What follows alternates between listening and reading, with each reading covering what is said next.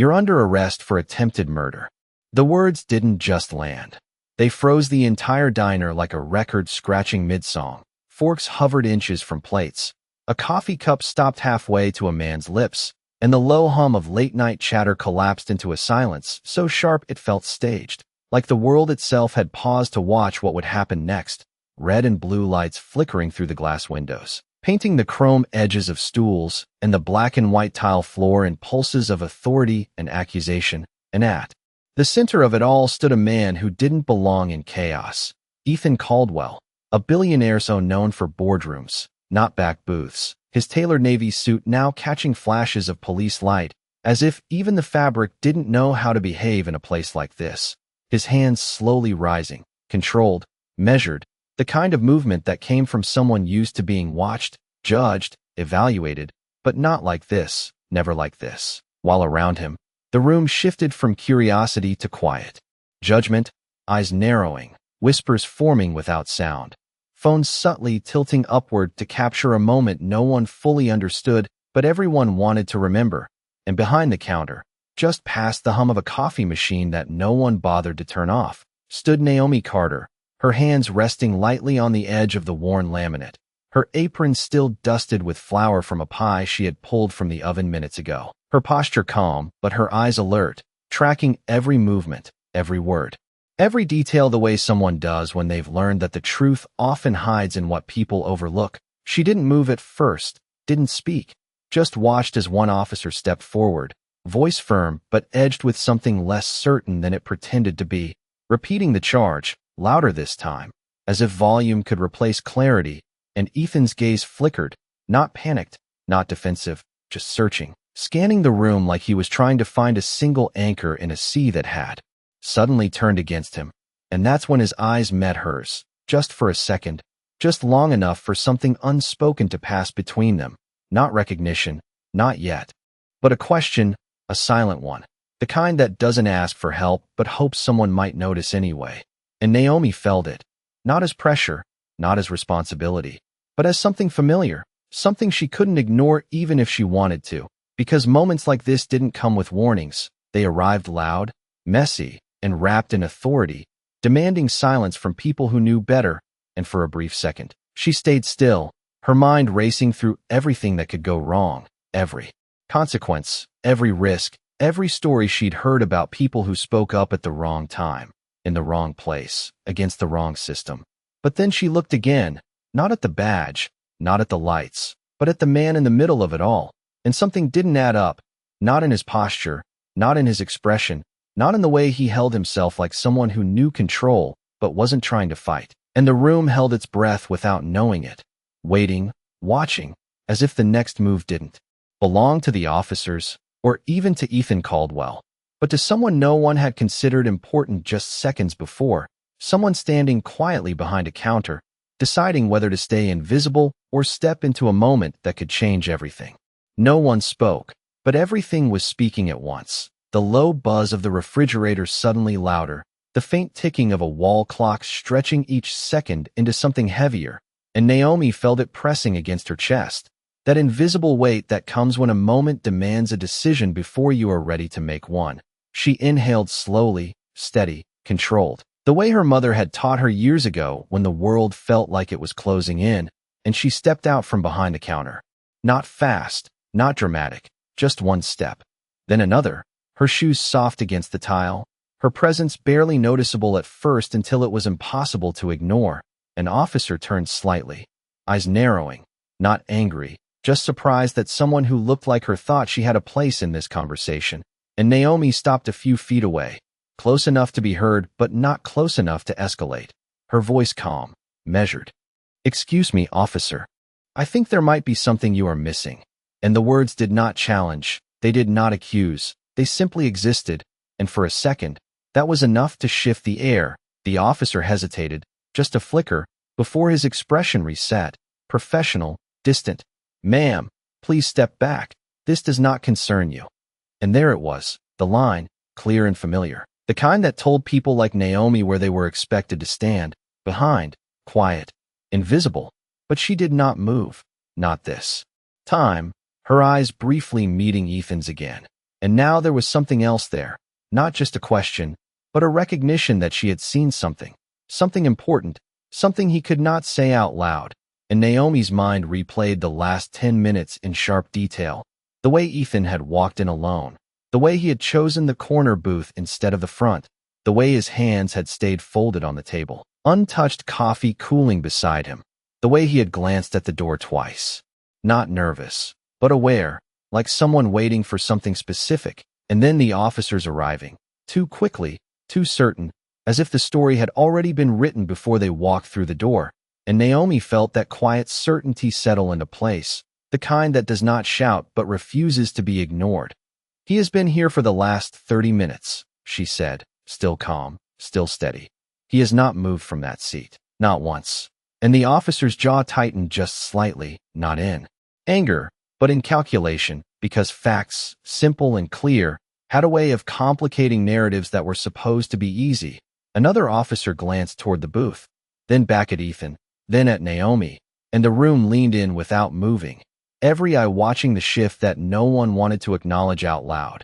"We have a report," the first officer replied, voice firmer now, as if reinforcing the structure he stood on. "And we are acting on that report." But Naomi nodded gently, not dismissing, not arguing, just adding, "I understand. But the timing does not match. He was already here before anything could have happened." And it was not just what she said, it was how she said it, without fear, without anger, just clarity. And that made it harder to brush aside, harder to label as interference, because it sounded like truth, simple and inconvenient. And Ethan's shoulders shifted ever so slightly. Not relief, not yet, but something close to it, as if the ground beneath him had stopped moving for just a moment. And in that fragile pause, the kind that only lasts a heartbeat but can change everything, the certainty in the room began to crack, just enough for doubt to slip through. The silence did not break. It shifted, like a structure under pressure that had not collapsed yet, but no longer felt as solid as it once did. And Naomi could feel it in the way the officers exchanged brief glances, subtle, controlled. But there, the kind of communication that did not need words, just doubt, just enough to make certainty uncomfortable. And she held her ground, not stepping closer, not raising her voice, just standing exactly where she was, because she understood something most people in that room did not. Power did not always come from force. Sometimes it came from refusing to move when the world expected you to step back. And the first officer adjusted his stance slightly, shifting weight from one foot to the other, a small movement, but one that spoke louder than his voice had moments ago. "Ma'am, we have surveillance placing a suspect matching his description near the scene," he said, slower now, more deliberate, as if choosing each word carefully, and Naomi nodded. Again, her expression unchanged, absorbing the information without reacting to it, because reacting too quickly would turn this into an argument. And arguments could be dismissed, but clarity could not. "Matching a description is not the same as being the person," she replied gently, her tone steady, almost conversational, and that difference, simple as it sounded, landed harder than anything louder ever could. A man at the counter lowered his phone slightly. A woman near the window leaned forward without realizing it, the entire diner becoming a quiet witness to something that was no longer just an arrest, but a question. And Ethan remained still, his hands still raised, but his eyes no longer searching the room. They were fixed on Naomi now, not in desperation, not in expectation, but in recognition of something rare, someone willing to stand in uncertainty and not look away. And Naomi continued, not rushing, not filling the silence unnecessarily. "He ordered coffee at 9:12, she said, her memory precise, almost surgical. "I remember because the clock above the register had just changed, and the song on the radio switched right after."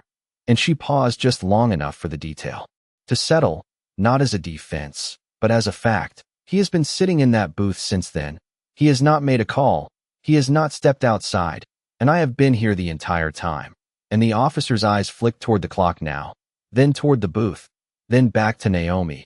And something in his posture softened, not surrender, not agreement, but consideration, the kind that opens a door even if just an inch. And another officer spoke up quietly this time, not to the room, but to his partner. A low voice, a question rather than a command. And that was when the balance truly shifted. Because the moment authority begins to question itself, even internally, the narrative begins to change, and Naomi could feel it, not as victory, but as possibility, and she did not push further, did not press the advantage, because this was not about winning. It was about being heard just enough for the truth to have space to exist. And in that fragile space, the story that had entered the diner with flashing lights and certainty began to unravel, thread by thread, under the quiet weight of one person who refused to let it stay simple. The room did not return to normal. It recalibrated, like a compass slowly finding true north after being thrown off course. And the officers felt it before they admitted it. The way certainty no longer fit as cleanly as it had when they first stepped through the door. One of them reached for his radio, not urgently, not dramatically, just a quiet check. A confirmation that now carried a different weight than before. And Naomi watched without interrupting, because she understood that pushing now would only harden resistance, but letting the moment breathe could. Let truth surface on its own, and across from her. Ethan lowered his hand slightly, not all the way, just enough to show he was no longer being held in place by fear, but by the situation itself, and his voice came for the first time, controlled, steady. "Officer, I am willing to cooperate fully, but I would appreciate clarity on what exactly I am being accused of." And it was not defiance, it was precision, the kind that came from someone used to navigating high-stakes conversations where every word mattered, and the lead officer hesitated, just a fraction, before answering. "There was a report of a vehicle registered to your company being involved in an incident less than a mile from here."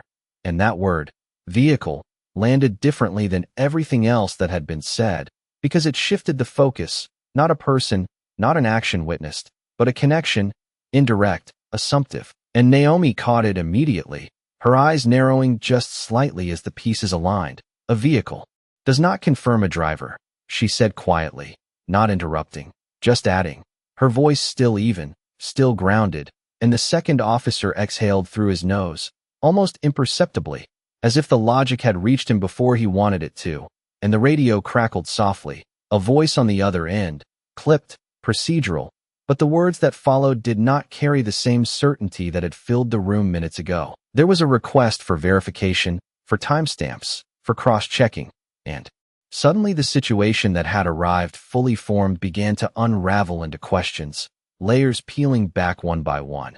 And Naomi felt the shift settle deeper, not victory, not yet, but momentum, and she glanced toward the booth, toward the untouched coffee now barely steaming, a detail that felt small but spoke loudly in the silence. "He has not even touched his drink," she added, almost to herself, but loud enough to be heard. If he had just come from something urgent, he would not have been sitting still long enough for it to go cold. And it was a simple observation, but in a room where everything had been moving too fast, simplicity carried weight, and the lead officer looked again, really.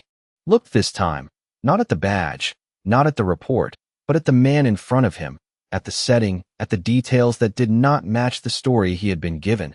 And that was when the energy changed completely, not loudly, not dramatically, but undeniably, because the moment authority begins to observe instead of assume, everything that follows must answer to truth. And for the first time since the lights had flashed through the glass, the diner did not feel like a stage for an arrest. It felt like a place where a mistake was quietly being realized, one careful thought at a time.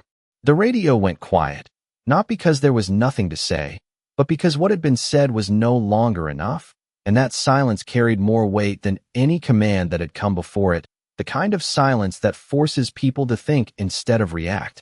And the lead officer lowered his hand slowly from the device, his posture no longer rigid but recalibrating. Adjusting to a reality that was no longer as simple as it had first appeared, he looked at Ethan again, not as a suspect now, but as a variable, an unknown that required more than assumption, and Ethan met that gaze without resistance, his hands now fully lowered, resting calmly at his sides, not in defiance, but in quiet confidence, the kind that does not need to prove itself.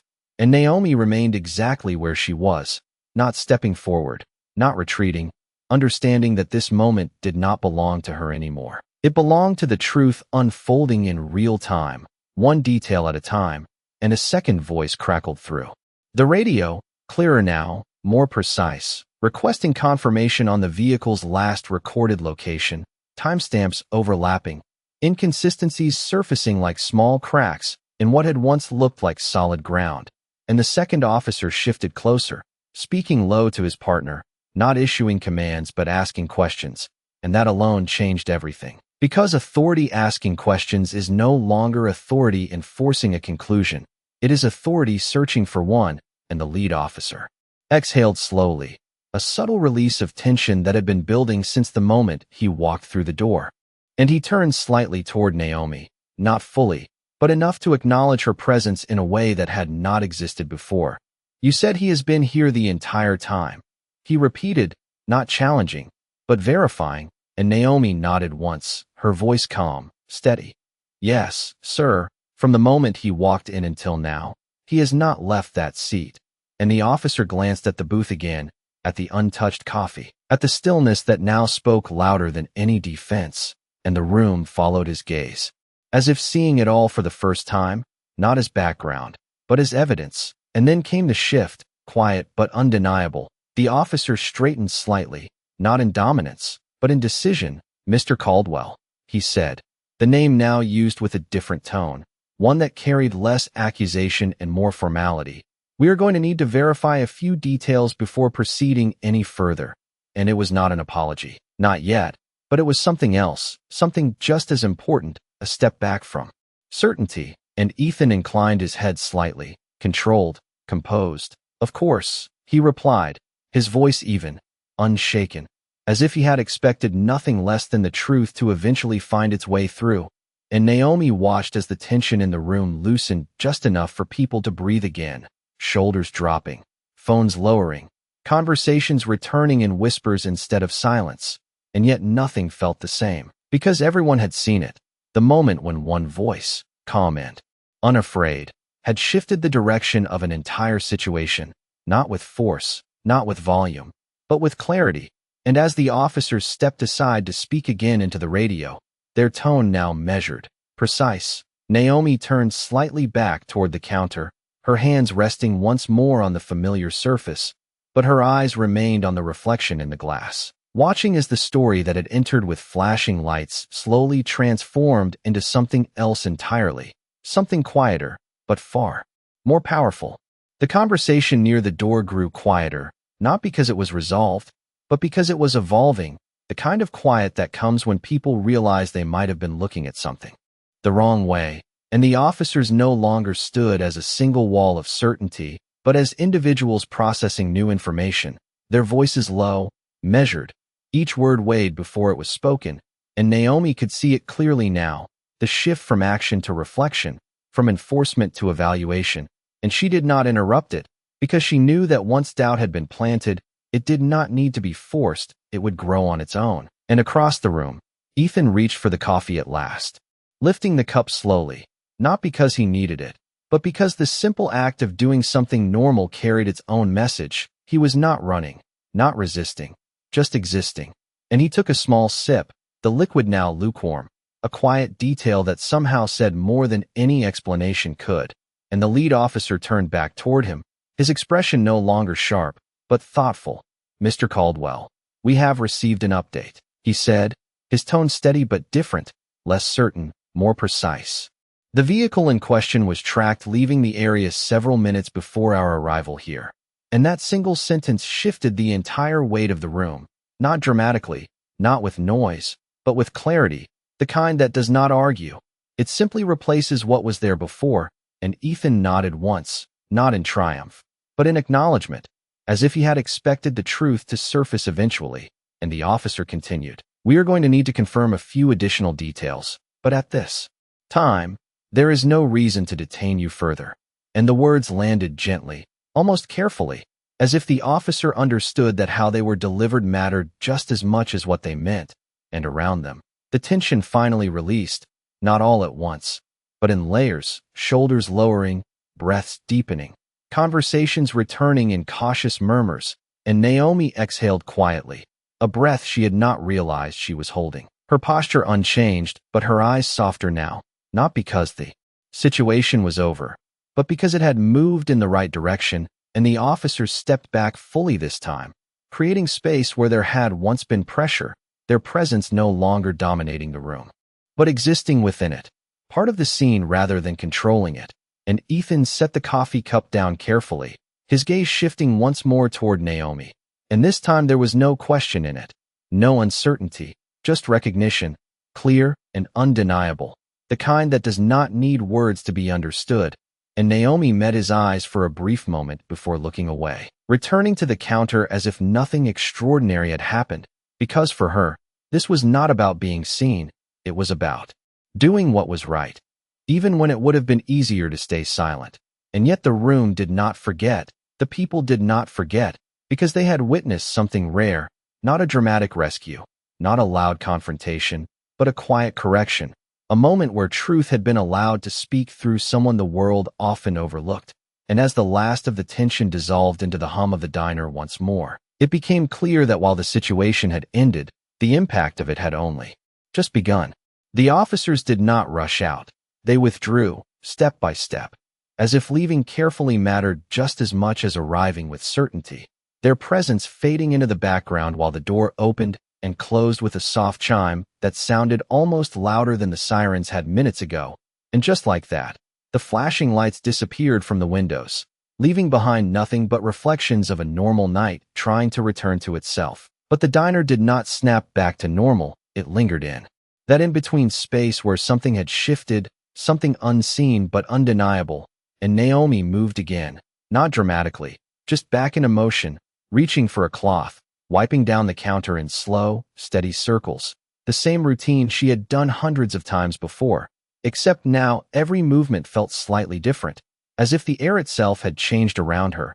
And behind her, a customer cleared his throat. Another finally spoke, voices returning cautiously, like people stepping back onto a stage after the scene had already ended. But the glances did not stop. They followed her, quiet, respectful, curious, because they had seen what happened. They had seen who changed it.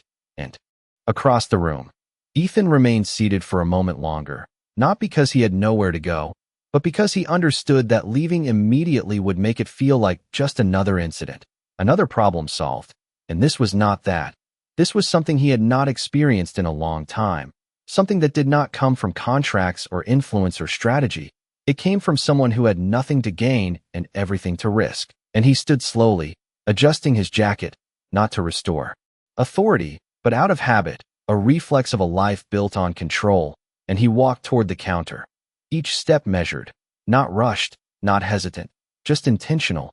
And Naomi noticed him approaching, but did not stop what she was doing, did not turn immediately, because for her, this was not a moment that required recognition. It was already done, already decided. And when he reached the counter, he paused, just for a second, as if choosing the right words mattered more than saying something. Quickly, "Thank you," he said finally, his voice calm, direct, without embellishment, and the simplicity of it carried more weight than anything elaborate could have. And Naomi glanced up briefly, meeting his eyes, not surprised, not flattered, just acknowledging. "You are welcome," she replied, her tone just as steady, as if she were handing back change or refilling a glass. And that was the part he did not expect, not the help, not the courage, but the absence of performance, the fact that she did not treat what happened like something extraordinary. And for a moment, neither of them spoke, the silence between them no longer tense, but reflective, like two people standing on opposite sides of something that had just changed both of them in ways they had not yet named. And Ethan reached into his pocket, pulling out his wallet, not as a gesture of repayment, but as habit again, a life where everything had a transaction attached to it. But he stopped, just before placing anything on the counter, because something about this moment resisted that instinct. Something about her presence made it clear that not everything could or should be reduced to an exchange.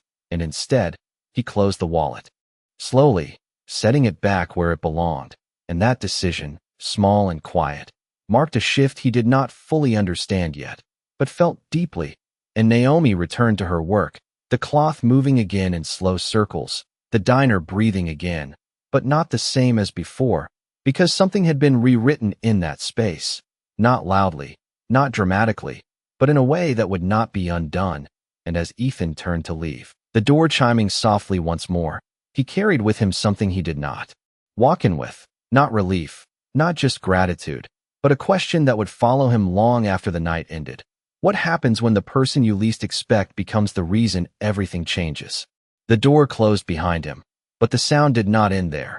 It echoed quietly through Naomi's thoughts as she continued wiping the same spot on the counter without realizing it, her hand moving out of habit while her mind replayed the night in fragments. The lights, the voices, the way everything had shifted so quickly and then settled just as fast.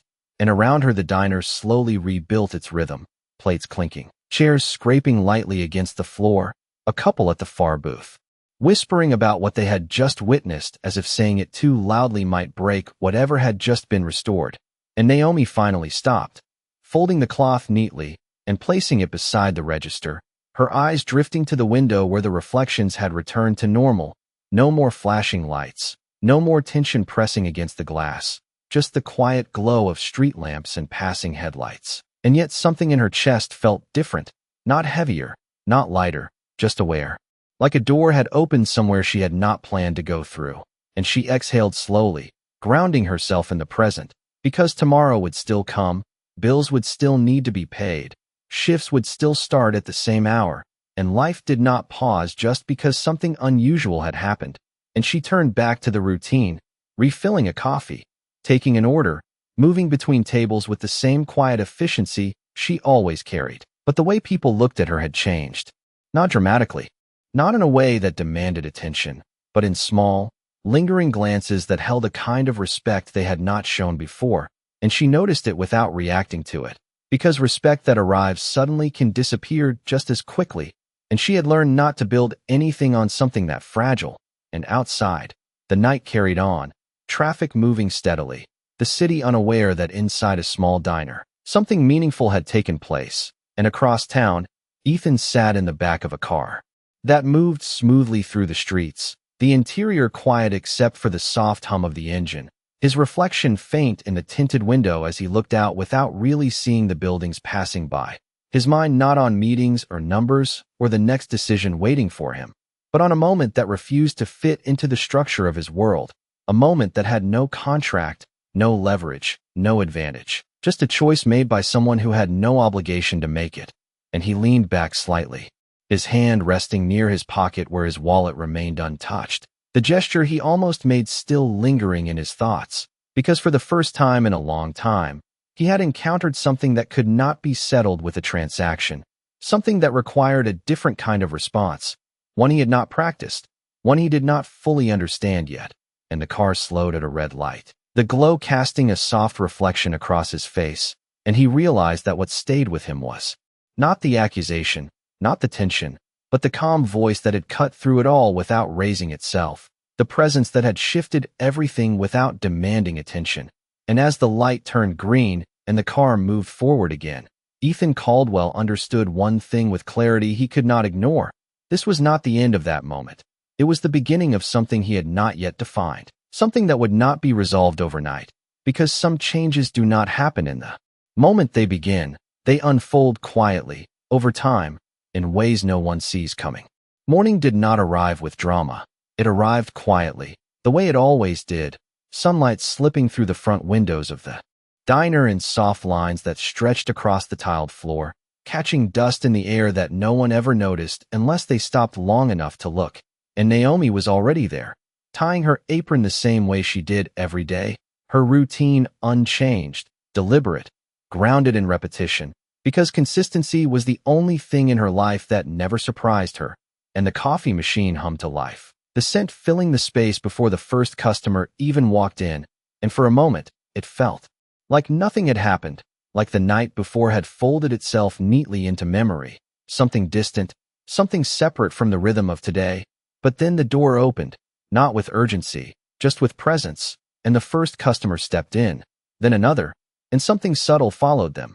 Not noise, not chaos, but awareness, the kind that travels quietly between people who have heard the same story, seen the same moment, even if only through a screen or a secondhand retelling. And Naomi felt it without looking up, the slight hesitation in voices, the extra second people took before speaking, as if deciding how to interact with her now that they knew something they had not known before, and she moved through it the same way she moved through everything, steady, focused, not adjusting herself to meet expectations she never asked for. And behind the counter, the small television mounted in the corner played softly. A morning news segment cycling through local stories. Traffic updates, weather reports, until the anchor's tone shifted just slightly, not urgent, but intentional, and the screen changed, cutting to a clip that Naomi recognized instantly. The flashing lights, the reflection in the diner window, the outline of figures that had been there only hours ago, now flattened into footage, reduced to something digestible, something shareable, and a caption appeared beneath it. Simple, direct, a headline that did not capture the weight of the moment, but carried it anyway. And Naomi paused, just for a second, her hand still on the coffee pot as she watched herself from a distance she did not choose, her voice silent in the clip, but her presence unmistakable, and the customers noticed too, conversations lowering, eyes shifting between the screen and the woman standing just feet away, the distance between perception and reality collapsing in real time. And the anchor spoke about a misunderstanding, about a situation resolved, about a witness whose statement had changed everything. And that word, witness, lingered, because it simplified what had happened into something easier to understand, something less complicated than courage, less personal than choice. And Naomi set the coffee pot down gently, her expression unchanged, because she knew something the screen did not, that what happened could not be fully captured in footage or headlines. It lived in the space between moments, in the decision to speak when silence would have been safer. And outside, a car slowed briefly before continuing down the street, the city moving forward as it always did, unaware that for one small diner, the day had already begun differently, not because the world had changed, but because it had finally noticed. The screen changed again, the segment moving on to traffic updates and weather patterns as if the moment it had just shown could be neatly placed between commercials and forgotten. But inside the diner, nothing moved on that easily, the air still carrying the quiet echo of recognition, and Naomi turned away from the television, not dismissing it, just choosing not to stand inside a version of herself that someone else had edited. She picked up a stack of plates, her movement steady, practiced, the rhythm of work grounding her in something real, something she controlled. And yet the door opened again, and this time it did not bring in just another customer. It brought in attention, two people stepping inside with a kind of purpose that did not belong to breakfast orders or morning coffee. Their clothes sharp, their eyes scanning, not searching for a seat, but for her. And Naomi noticed immediately, not because they stood out, but because of how they looked at the space, as if measuring it, evaluating it. And one of them approached the counter, offering a polite smile that did not quite reach his eyes. "Good morning," he said, his tone professional, careful.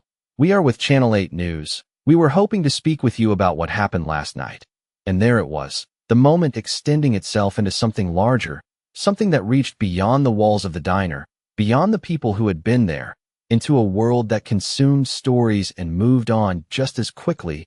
And Naomi paused, just for a second, her hand resting on the edge of the counter, not surprised, but aware, because she understood what came with being seen, the questions, the framing, the way a story could be shaped into something that fit expectations instead of truth. And she met his gaze calmly, not defensive, not eager, just present.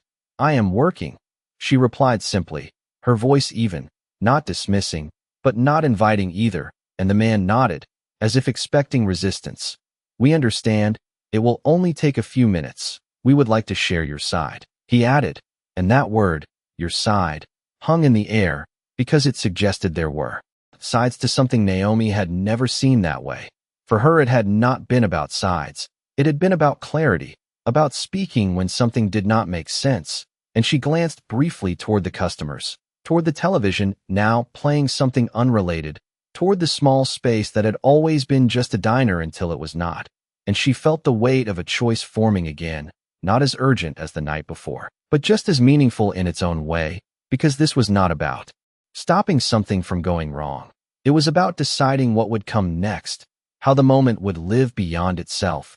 And before she could respond, the door opened once more, the soft chime cutting through the tension, and a familiar figure stepped inside, not announced, not expected, but unmistakable. Ethan Caldwell, dressed differently now, composed, deliberate, but carrying the same quiet awareness in his eyes. And the room shifted again, not dramatically, but enough. Conversations. Pausing, attention redirecting, because now the story that had been told on a screen stood face to face with the person who had shaped it, and Ethan walked forward, not toward the cameras, not toward the room, but toward Naomi, his presence steady, his steps unhurried, and when he reached the counter, he did not look at the reporters, he did not acknowledge the attention, he looked only at her, as if the rest of it did not matter until this moment was addressed, and the silence that followed was not empty. It was waiting, holding space for something that no one in the room could predict, but everyone understood would matter. No one spoke first, not the reporters, not the customers, not even the man who was used to leading every room he entered, because this was not a boardroom, not a negotiation, not a place where influence moved faster than truth. This was a small diner where something honest had already happened, and Ethan Caldwell seemed to understand that as he stood there, his presence steady but different now, not commanding, not expecting, just present in a way that did not ask for attention but carried it. Anyway, and Naomi looked at him briefly before returning her gaze to the counter, her hand resting lightly on the surface as if grounding herself in something familiar, something real, and the reporter shifted slightly, sensing the moment slipping away from the narrative he had come prepared to capture. Mr. Caldwell, would you be willing to comment on what happened last night? He asked, his voice careful, eager but controlled. And Ethan did not turn toward him, did not acknowledge the question, because for him, this was not about shaping a story for the public, it was about addressing something that could not be summarized in a headline. And he spoke, his voice calm, measured, directed only at Naomi. I realized something after I left, he said, each word deliberate, not rehearsed. I have spent most of my life believing that control meant understanding every outcome before it happened. And the room listened, not because he was a billionaire, but because of how he spoke. Without performance, without distance, just honesty. But last night, I was wrong about something that mattered, and I did not even know it. And Naomi remained still, her expression unchanged, but her attention fully present, because she understood that moments like this were not about what was said, but why it was said. And Ethan continued, you did not step in because you had to. You did it because you chose to. And that is something I cannot ignore. And there was no grand gesture in his tone, no attempt to elevate the moment into something larger than it was, just a recognition that carried weight because it was simple. And the reporter tried again, stepping slightly closer. Sir, are you planning to compensate her or support the business in any way? And that question landed differently, sharper, reducing something meaningful into something transactional. And Ethan paused, not because he did not have an answer, but because he understood that the question itself missed the point. And he finally turned slightly, not fully, just enough to acknowledge the presence behind him. Not everything is a transaction, he said, his voice still calm, but firmer now, not defensive, just clear, and the room absorbed it. The statement settling into the space with a kind of quiet authority that did not need to be repeated, and Naomi glanced up again, this time meeting his eyes for a fraction longer. And there was something different there now, not just recognition, but alignment, a shared understanding that what had happened could not be reduced to money, to headlines, to a moment that would fade after the next news cycle. And Ethan reached into his pocket again, not pulling out his wallet this time, but a small card, placing it gently on the counter, not pushing it toward her, not insisting, just leaving it there. If you ever decide you want something more than this place, not instead of it, just more, call me, he said, and the words were not an offer of rescue, not an assumption that she needed saving, but an opening, a door that did not demand to be walked through. And Naomi looked at the card for a second before placing it beside the register, not picking it up, not rejecting it, just acknowledging it the same way she had acknowledged everything else, calmly, without performance. And the reporter lowered his microphone slightly, sensing that whatever story he had come to capture had already become something else entirely, something quieter, something harder to define. And in that space, the diner stood as it always had, small, steady, ordinary, Except now everyone in it understood that ordinary had just rewritten something extraordinary without ever trying to. The card remained where it was placed, unmoved, unclaimed, and somehow more powerful because of it, resting quietly beside the register as if it understood that its presence was not meant to interrupt the moment, but to exist within it.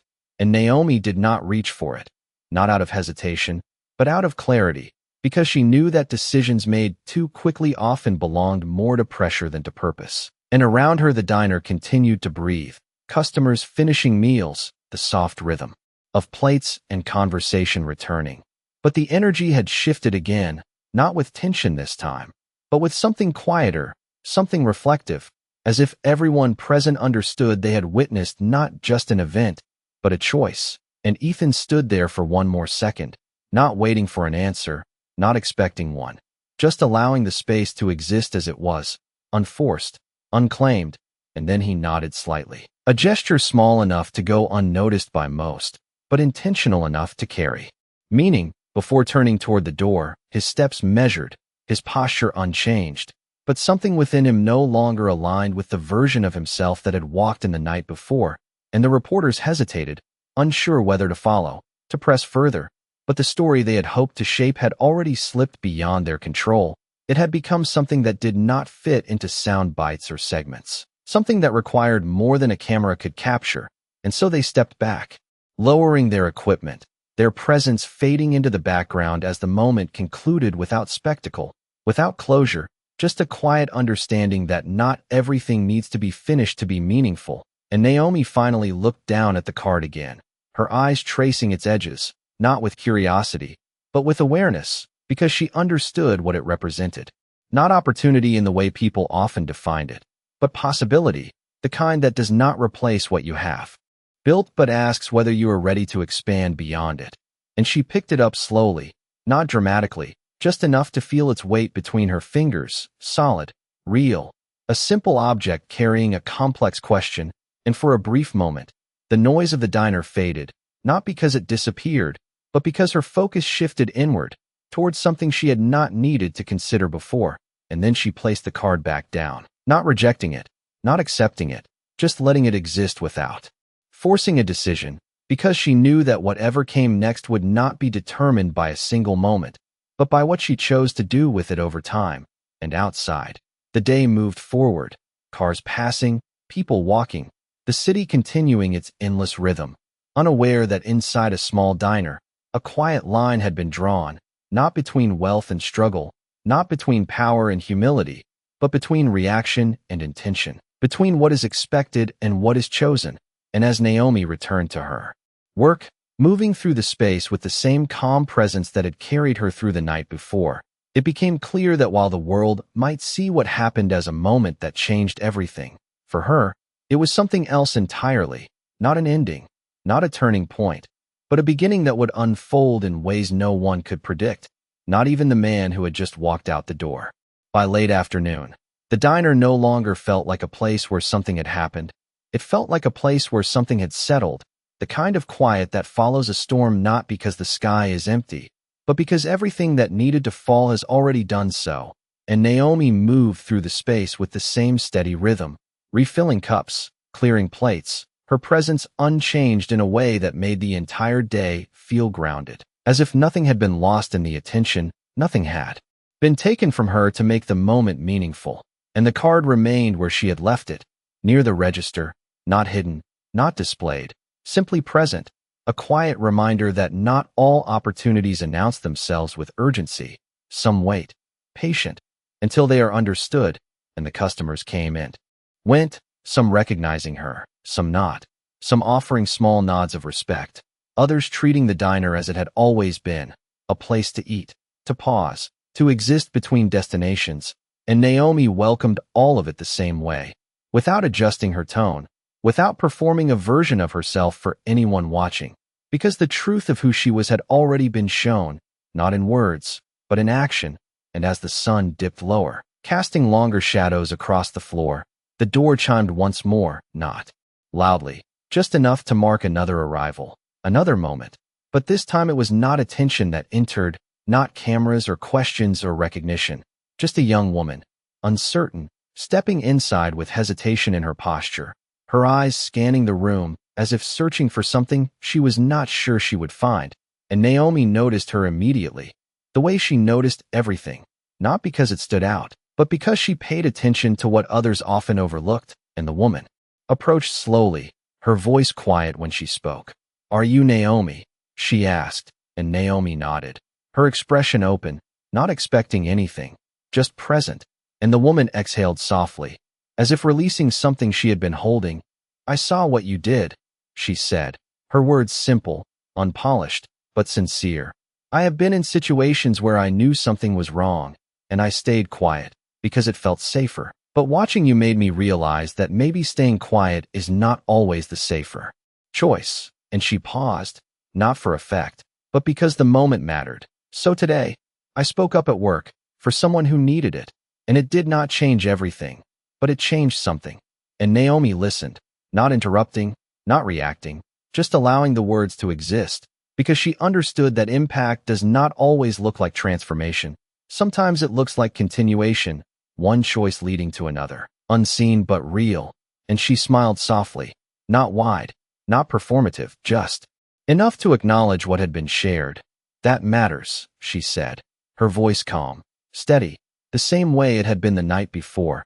And the woman nodded, her shoulders lifting slightly, lighter than when she had walked in.